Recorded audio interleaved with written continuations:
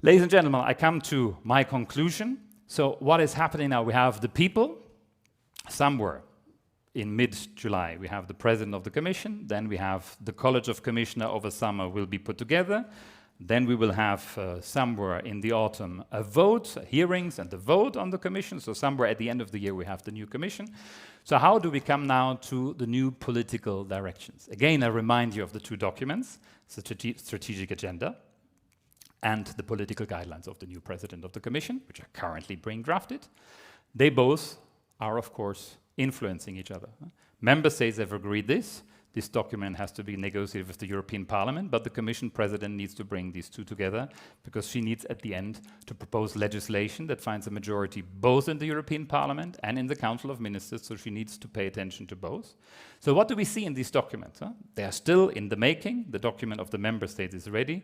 So I think you will have guessed that. And Mr. Briggs already hinted at what probably is priority number one in these times. Priority number one, and probably we haven't had this as priority number one since more than 70 years, is security and defense.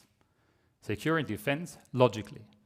We once wanted to be a defense union. Remember in the 1950s, and it didn't work.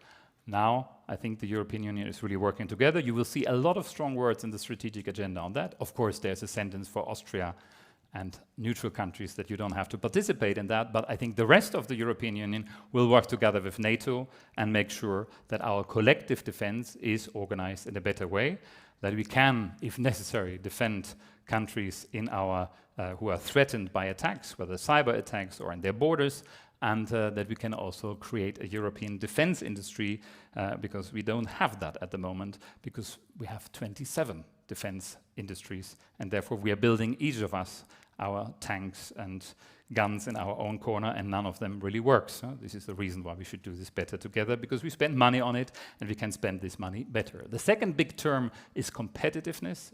Mr. Briggs already mentioned that. Competitiveness has been written in the strategic agendas of the European Union for the last 20 years. Everybody knows what competitiveness is, but when you ask, do something for competitiveness, most people immediately shy away because everybody understands something different. I think this time I have the feeling this is more serious. I think, first of all, one will look at through everything what has happened over the last years. We had a lot of crises, an energy crisis, a health crisis. A lot of action was done at European Union level together, by the way, with remarkable unity. But now we have to put this all again in a new order. And there are new challenges coming with new member states in front of our door. One of the themes is also making the EU fit for the next enlargement. The next enlargement, many people think this will take many, many years. I personally, this is my personal view, I don't think it will take many, many years. I think there's a strong logic now. And Russia's war against Ukraine has accelerated that. The Western Balkans themselves are accelerating. You need two to tango. They also need to do their reforms. But I have the feeling when I hear reformers from Montenegro, for example, speaking in these days, I think something has clicked. And I think also on our side, the geopolitical needs of this have been understood. That requires, of course, a lot from all of us. The biggest question will be not institutions. Institutions we will manage. Our institutions work better than they are set. The biggest question will be money. We will have to agree on a new financial framework for 7 years. We always do this for 7 years, that we only have to negotiate one. We have to do this in the next 2 to 3 years. And with that, we have already to factor in that the next enlargement will happen, and enlargements always cost money. Because enlargement means also bringing countries closer to us. Therefore, I hope that also here at the Diplomatic Academy, you're discussing these aspects, because it's not only the nice diplomatic side of enlargement. Let's be geopolitical one. No, it means also that we have to help these countries to catch up, that we have a European Union where people, companies can work together, that workers can cross the borders, and this works only if we have at least comparable structures and therefore also financing at least in the transition years. The farmers will be taken care of, and also the Green Deal, ladies and gentlemen. It's interesting to read this document, what you see here about the Green Deal, because I think some say, we don't need this anymore. Others say we need it even more. I think the heads of state and government have come to a very wise compromise. They have said we want to be the first climate-neutral continent. We'll continue to do this, what we have started, but we will do this pragmatically. And we will do this in line with fairness and take into account that nobody is left behind, so the social dimension is becoming stronger. So it will be a green transition that will have to continue, but will have to be affordable for all, and perhaps a little bit less ideological would be my personal assessment of that.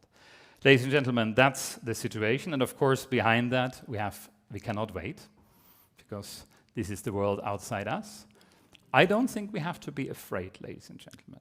And I agree here with Emmanuel Macron. I don't think we have to be afraid.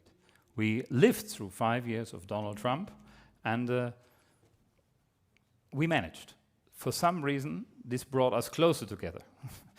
We have at the moment the unique opportunity to have somebody like Joe Biden, who is probably the best friend of Europe in the White House.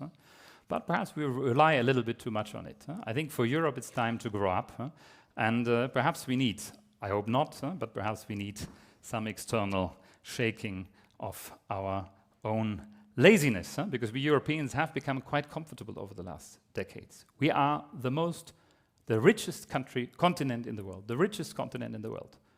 We are the continent that can be so lucky that we can help other continents.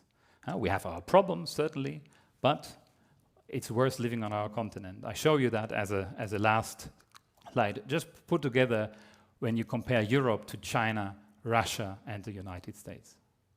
I'm personally happy that I live in Europe. In Europe, my life expectation is 81.5 years. That's higher than anywhere else in the world. I'm told in Vienna it's the highest. That's why I'm certainly going to retire here one day. Because everybody who retires here gets then afterwards immediately younger. Have you realized this? I think all those who have retired already know that. We are still a very strong part of the world economy, so don't allow anybody to tell you otherwise. Yes, we have our issues, but other continents have also their issues. And in terms of, some say, militarily we are a dwarf. Well, if you put everything together what we have, I think we are rather powerful. We just have to do it together. So I think the most important thing in the next years will be unity, solidarity, working together. We have to compromise, we have to find solutions. We cannot be radical in one or the other direction, otherwise the majority will not hold. And let me conclude with a last word. The elections were interpreted by many, after the first analysis, that the center holds. Ladies and gentlemen, let's not be too complacent about that. The center holds only if all those who are of the parties of the center want the center to hold. And I think this is the critical issue. I find it interesting what's happening now in France ahead of the second round of elections, that there's a kind of democratic consensus between parties who have not so much together, that they withdraw their candidates to make sure that Le Pen doesn't win and get an absolute majority. I find that remarkable. That would be a little bit, I try to compare that with Austria, with the second and third majority is the Neos and the KPÖ, and they would work together. It's a little bit like that. Nothing is comparable in Europe, one by one. But I think you have to jump over your shadow to defend democracy, and perhaps also other people in the world have in the coming months to jump over their shadow, because democracy is worth defending, ladies and gentlemen. This is my last sentence here at the Diplomatic Academy. I believe that we don't do enough for our democracy. And I think democracy is worth standing up for every day, with energy, with passion, because otherwise we will not stabilize the European Union. That's, I think, what Emmanuel Macron meant when he said, a bit too dramatically for my taste, that Europe is dying. I don't think Europe is dying, but we could forget about Europe if we don't invest in it, and we could forget our democracy if we don't invest it and don't cherish it, and like the art of compromise. You can interpret everything what I said today, all these people sit together in different rooms and then they come to compromise. You can, of course, be negative about it. You can, of course, also say, isn't that a miracle that the French and the German and an Austrian and the Slovene and the Finn and the Portuguese sit together and at the end come to a common governmental program, a common team that is at the end elected by the European Parliament and is trying to achieve something in the common European interest. I personally find this a miracle, and I will continue to stand up for that every day, also in the future. Thank you for your interest. Are we still competitive in a situation where our car industry is the best way, to lose its importance, when our green technology is not competitive at all, but 70, 80, 90% of all, the green technology, whether it is batteries or solar cells or whatever, comes from China.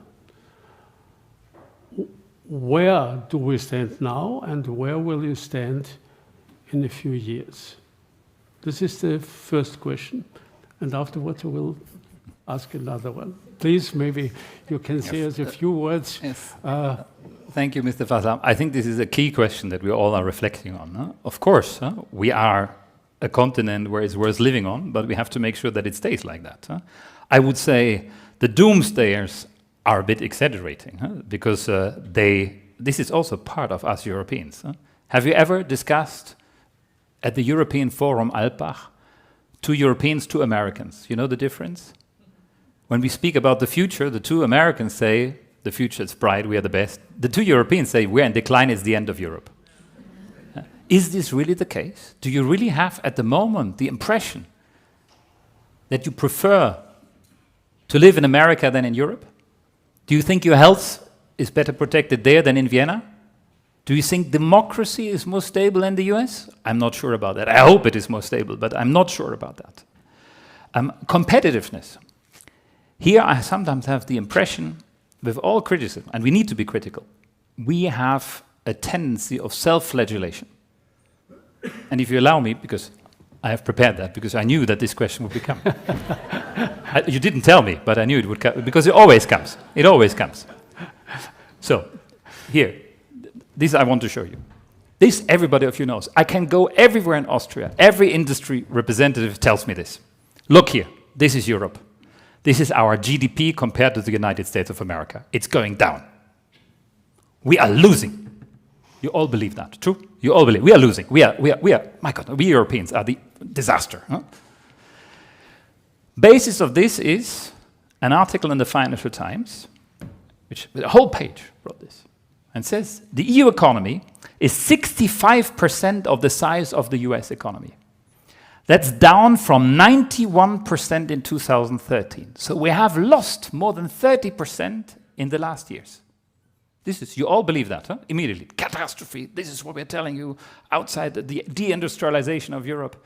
And ladies and gentlemen, we have to be critical, but that is wrong. Because if nobody reads Financial Times articles like I do probably, because it says the EU economy in dollar terms is 65% of the size of the US economy. That's down from 91% in 2013. In dollar terms. So I'm a lawyer, so I don't understand anything about that, but that I understand. About currencies, I understand something. So I know that there's an exchange rate. So I take the exchange rate out, and this is possible. You go on the website of the IMF, it's very easy. So I take the exchange rate. But first of all, in dollar terms, is the euro and the dollar always in the same way? No, they have sometimes we go up, sometimes goes down. This is happening. So what I look at when I look at this chart here, first of all, I prolong it. I prolong it because I remember times where the dollar became weaker to the euro. You also remember that, huh? So this is what I see when I go back to 1970. So sometimes it went up and sometimes it went down. So we only saw the very last end of this, what is there in the Financial Times. The rest is this. I have never read, ladies and gentlemen, that the European economy grew 91% to the US economy, even though probably in some of these cases it was true. In dollar terms, huh? In dollar terms or in euro terms. Huh? So please, ladies and gentlemen, we have to compare apples with apples, and not what we want to hear because it's good for our lobbying purpose. We take away the exchange rate. One says, what does a dollar buy and what does a euro buy? We call this power purchasing parities. The World Bank can simulate, everybody of you can go on the website of the World Bank and calculate Europe's GDP to the GDP of the US in purchasing power terms, exactly for this period here. And it looks like that. It looks exactly like that, ladies and gentlemen. So please, yes, we have our problems, and the United States has its problem, and we shouldn't belittle them. But please don't tell you that Europe is in inevitable decline, everything goes down the river. This is wrong, and this is exactly what we as Democrats have to fight for the truth of this one. Huh? Of course, if you look at the whole picture, this is Europe and the United States of America. We have basically been in parallel, our development of GDP, but we have been progressively, both of us, losing. Both of us, not to Russia. Huh? Here, this is Russia, huh? So don't be afraid of Russia, please. Russia is in a different league. But to China. Huh? China is slowly coming up. Huh? We are far by being lost. Huh? So that's why I just want to say, yes, we have to work on our competitiveness, but not our all car industry is doomed. Huh? At the moment, what is the share of Chinese cars, of e-cars on the European market? When I read the newspapers, I have the impression 95%. It's 9%. 9%. How much European? 80%. Huh? So please, we have to make sure that it stays like that. We have to make sure that it's not only lithium batteries, but also other batteries. Yes, we have to work on that in innovation, technology, but please, the game is far from lost. It has just started. And I think there's something good what we do in Europe. We're not financing this all only with subsidies, but we're also doing it by technological innovation. So I think in some cases, also on industrial policy, I prefer to be in Europe and not in the United States of America. Sorry for another passionate plea. But you said, yeah, for Europe, for the future, security will be priority number one. At the same time, you told us, okay, that there is no common market. Every country is producing its armament itself. Big countries, the biggest ones like Germany, they are able to produce 12 tanks a year. 12 tanks, just imagine, you know. This is maybe the question for, I don't know, a week of fighting in Ukraine.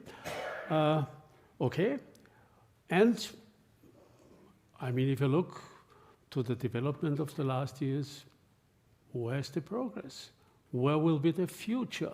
Will Europe really be able to defend itself, to establish a common defense market, more or less, maybe even a common defense policy? What is your opinion? I think this is a huge challenge, because we have never done this, and it's the deepest reserve of national sovereignty, defense. But on the other side, we have also a unique opportunity, because as nobody is doing it really in Europe, we don't have thousands of entrenched interests. It's relatively easy, starting from a low level, to work together. So I see it's not that nothing has happened. I remember for the first time we made an analysis in 2017. Until 2017, it was impossible to speak about defense in the European Union because Britain didn't want it. This was very clear, and everybody knew this, so you spoke about defense in NATO, but not inside the European Union. 2017, even though it was in the Lisbon Treaty that we can do that, we can not only talk about it, we have even a defense agency, we can all do that, we can create a permanent structured cooperation in defense matters, so we can build tanks in 5-6 countries together. It was not done until 2017.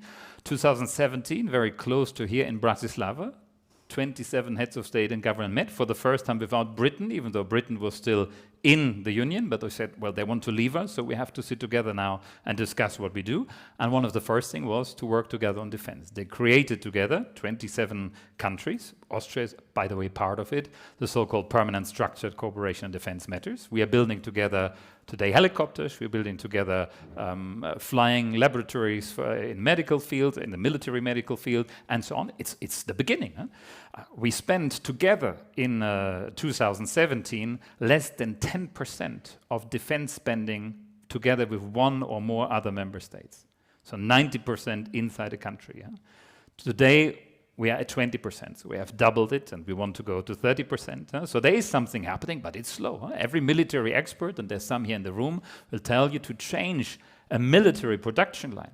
And we see this at the moment. We want to supply something very simple, artillery ammunition to Ukraine. It's not so complicated to produce artillery ammunition, but you have to have the possibility to do that. The risk has to be shared. The in-time production has to be ordered by the government, and all things we're not used to. So we have to learn a lot. And that's why I said a bit last time when we started to do a bit more on defense when Britain was leaving us and when Trump became US president, because this was exactly the same time. We started because many in Europe feared that Trump would withdraw the American troops from NATO and out of Europe. He didn't do that. There was a lot of talk. During the Trump presidency, the American military engagement in Europe was strengthened, more in Poland than in Germany, because he didn't like the German cars. But I totally understand why, because they were too competitive. But he didn't leave Europe on that one, and I don't think he will do it next time. But what he is doing, Obama said it more politely, Biden says it also more politely, but they all say the same. You cannot expect from us, the Americans, to pay for your security. You are the richest continent in the world. You are in many respects richer than us, the Americans. So please, you have to participate. And I think many countries in Europe are now investing more.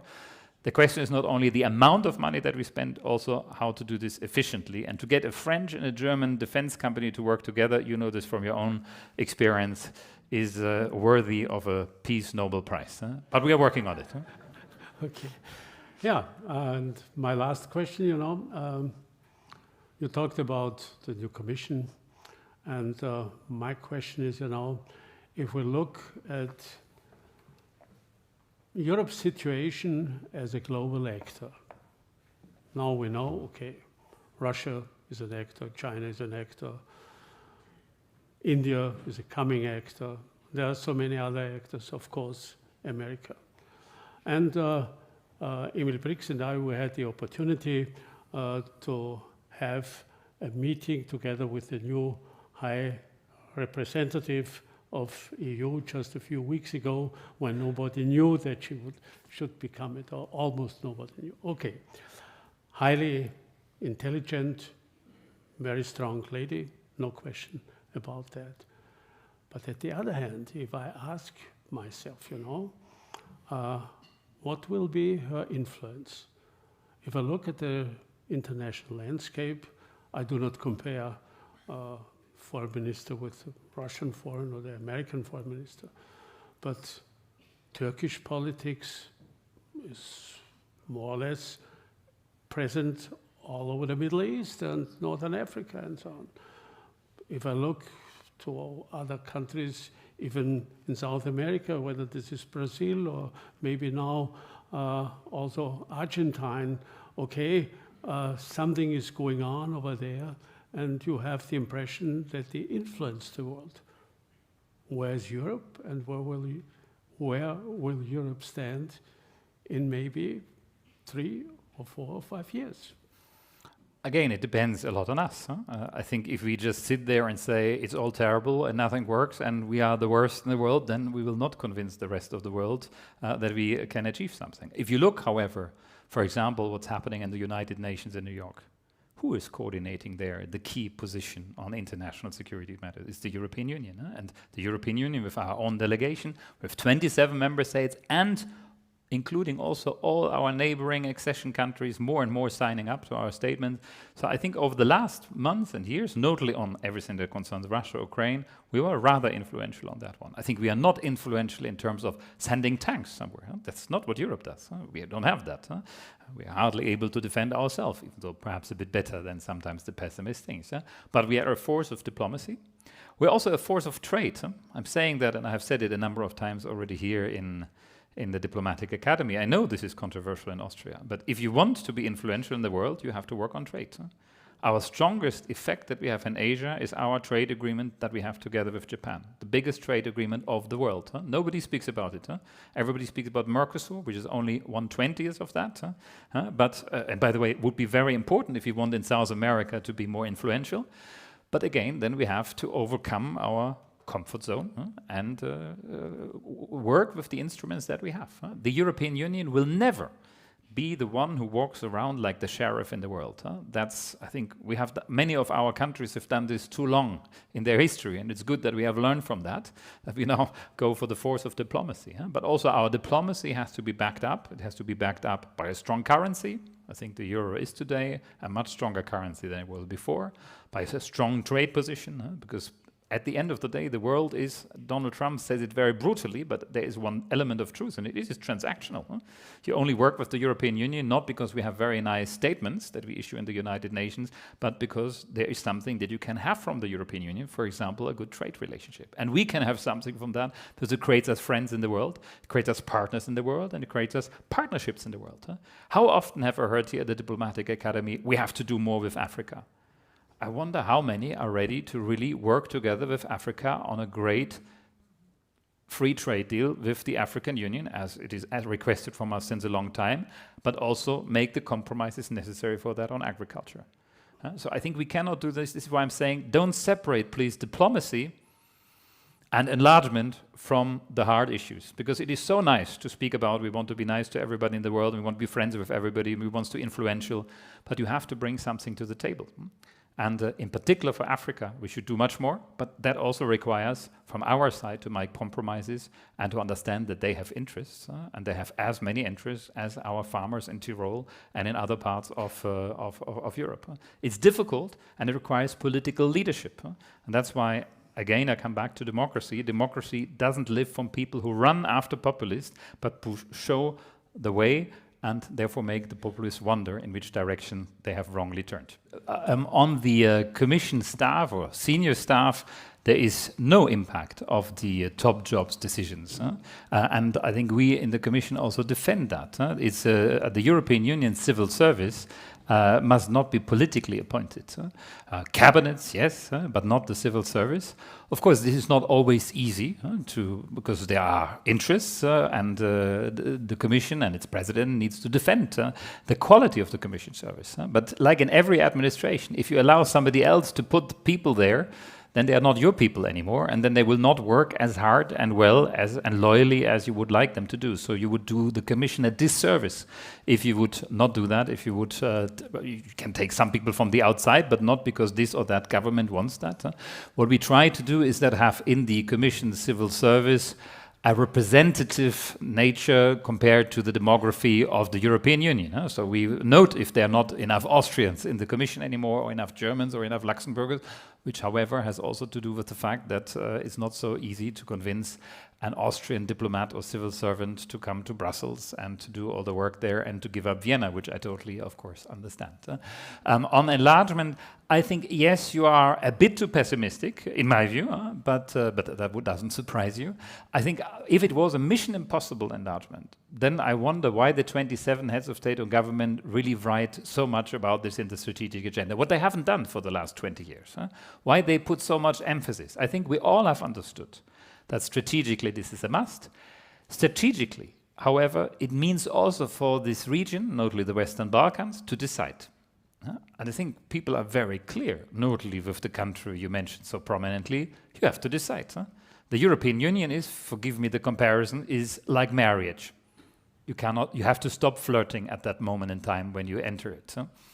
I hope I'm not too conservative on that, but we are conservative on that in the European Union. I would say if I see the behavior at the moment of the leader of the country that you mentioned, I have the feeling he has understood this message. I see some interesting signs over the last months in this direction, both on visa matters, but also now on participating in armament deliveries to Ukraine, which is it goes against the interests of the countries you mentioned before. I think we should not belittle ourselves. The European Union has invested a lot of money in the Western Balkans. We are by far the largest, not only donor of money, we are also the largest investor there, by far. China and Russia are nothing compared to that, and the experiences made are not great. Think about Montenegro, its experience with the Chinese loan. So I think we have more to offer, but we have to do this consequentially and also accelerate the enlargement process and help the countries in question, but also make clear, if you want to join us, you cannot join somebody else. This is our family and not another one, and it has a value basis. I'm grateful for the colleague from the Council for these very interesting questions. Thank you for that. I think it's absolutely true. First of all the programs was delivered, but in the middle of that, we had COVID and war and so on. So it is rather remarkable, and that also needs us to ask some questions about this. And I think that's what the Commission President is doing. If you reporting obligations are something what are chosen in the European Union's administration and by member states, by the way, all this is supported by member states and by the parliament, as the lesser evil of regulation. You just report. It's just a report. You just send a report.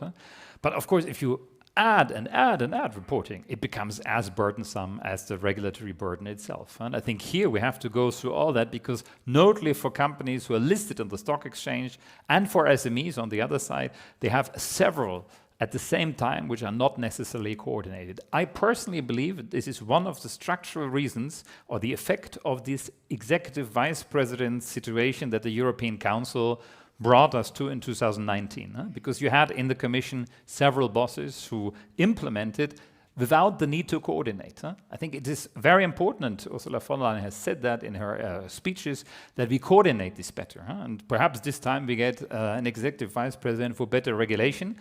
Better regulation is not sexy. I worked on this for 20 years, but it is very necessary. In every government, in every company, you need to make sure that not 15 people in different departments do different things and do 15 things at the same time. So coordination is very important, and that's what better regulation is about. Not no regulation or deregulation, but having the right one at the right level and not 15 times the same thing. And here, I understand this also here, the strategic agenda mentions this now, and I hope it will be implemented. And for that, we need some very, very strong personalities, because better regulation doesn't make you popular. Have you ever heard somebody got re-elected because he did better regulation or less red tape? No, this is not the case. So we have to make this more sexy, and I hope we will succeed, because this is a very core element of competitiveness. On the question on France, I think let's not lose our way on this one. I think whether or not it was right that President Macron dissolved the parliament, I personally think it was right, because it's the last chance to mobilize before the presidential elections in 2 years. So I think you have to try it now, and let's see. I think the story has to be told when we have reached the end of the story, and that will only happen in a couple of days. I don't think that, even though I'm a lawyer, that there is a legal answer to everything. And I know also the French constitution very well, so I have no doubts at this moment in time, or no reasons to doubt about the legality of that. But you always will find a lawyer who says everything is illegal. That is, in every country, that's the job of lawyers. We write legal opinions, and we have different, and we have 5 lawyers in the room, and we have 7 different opinions. I read on the natural restoration law, I think almost every possible legal opinion was defended or not defended over the last weeks, even though the matter is relatively simple. So I would say the key question is, will at the end of the day, the center in France that cannot hold, according to The Economist, will this somehow find a way to be revitalized? And that's the key question, because you see in France what happens to a country when the center is not there anymore, when the political parties of the center have gone to the extreme and don't exist anymore above the level of 8%. So this is something that should be a matter of concern, and I'm somebody who loves France, but who also will never give up hope in France and in the French people. On raw materials, I think a very, very relevant question. I think what we're doing at the moment, we have 2 things on that. On one is we have the European Union's Raw Materials Act, which is a regulation which is trying to pool our work on raw materials, both inside the European Union. Also, we have raw materials inside the European Union. It's not very popular to say it, but also to do that, and also to team up outside the European Union. And with third countries, we're working on so-called raw materials partnerships. We are concluding one with Canada, one with the United States, and we are trying to do this, of course, with South America, because it is not true that all these raw materials that we need for the digital and green transition are all in China. China is very good in marketing them, but they have only a small percentage of the worldwide assets that are there, and I think we just have to reach out. And therefore, for example, our raw materials partnership with Australia and our trade relationship that we are building in parallel to that is very, very important in this context. Also with the Western Balkans, by the way. Serbia is at the moment working us on something on lithium, what didn't work for a long time. And then the question about elections and hope. Well, first of all, I think before election we should always have hope and also have some trust and faith in the voters. I think you mentioned Brexit. Well, yes, but I think we need also to make sure that people get the information. Multipliers need to reach out. We should not sit simply at home and hope for the best. So my plea for confidence and optimism is not to say don't do anything. No, to mobilize you, because Brexit would have turned out differently if people had gone and voted, notably the younger generation, what didn't happen. But nothing is irreversible in life, so we will see in a couple of years. Your question was about the elections in the US and national elections. Well, if you look at all the elections that I mentioned, the national elections, they have gone into all different directions. The the Polish elections. It's a huge member state of the European Union, has gone after 8 years of one rule, of a semi-authoritarian rule, now into a very positive direction. Donald Tusk is now one of the leaders of the democratic European Union, of our values, and I think this is very positive. That gives me hope. That gives me hope that, yes, in some countries it may go this way, in other countries it may go other way. I would also say many countries where we may have some doubts have seen that the need to be part of the transatlantic community is more important than this or that populist statement made in the election. Think about Italy. We have at the moment, Italy is one of the strongest defender of our unity on Ukraine and vis-à-vis Russia, which probably some people would not have expected. I also think whatever will happen in France, I don't think we have checks and balances in France. The worst outcome would be a cohabitation where the president and the government would argue about the priority in foreign policy, but it would not be that one side could decide and simply pull the plug on everything what we have agreed. This is something, I think, what gives me hope that even at the United States of America, where the presidential system gives a lot of power to the president, we have some checks and balances. We have a Congress. Yes, we have a Supreme Court who sometimes also decides against the Trump administration, not on values matter, but on foreign policy matters. We have the Congress who has now adopted a new framework that you cannot just simply cancel treaties, as Trump has done it. You remember Iran and the Iran agreement, the Paris agreement, he simply canceled, and he cannot do this anymore. So the American system is a bit more resilient now. So I believe in checks and balances, and I believe that in our democracy, even if one person may win that we don't approve of, this part of democracy, then there will be others in other levels of government, in the states. Think about what we did together with the United States at state level on climate change after Trump left the Paris Agreement. I think we have now more European Union cooperation with California than we ever had before. So there is something I would ask you and invite you to see. Also, when you speak with other people, not always the worst of all the outcomes, because that's also something what is necessary to explain, to sometimes go through the complexity of our modern world, and not to tell people there is one simple solution. This is the answer of the populists, and we should say, even though it's hard work, that is not the case. There is not one simple solution. It's hard work, it's compromise, it's listening to the others, and the solution that we will work on in democracy will not be the one that will solve all problems until tomorrow, but it will be hard work, it will take time, but that's how it is and how it should work, and I think one can convince people about that if one makes the effort. I think it's a plea for multipliers, politicians, to make the efforts of explanation and shy away from the short answer that Mr. Fasselabend now encourages us to do for good reasons as a moderator, but what we can't do when it is about complicated democratic problems. Yeah, thank you very much for answering these questions. I'm looking at the clock, and I have to say it's an iron law in our organization, not that such an event should not last longer than 2 hours. Of course, it would be just a further experience to listen to you, but we will have a short program anymore. So far, I really want to thank you so much. It's always just an experience, a personal experience to listen to you. One can learn so much, and especially not to give up and to look where is the positive perspective and stick to it, because we will need it in order to have some progress for the future. Yeah, so far, thank you so much. Dankeschön. Dankeschön, Herr Fasselabend. Ja. Jetzt haben wir uns das Bier verdient. Ja.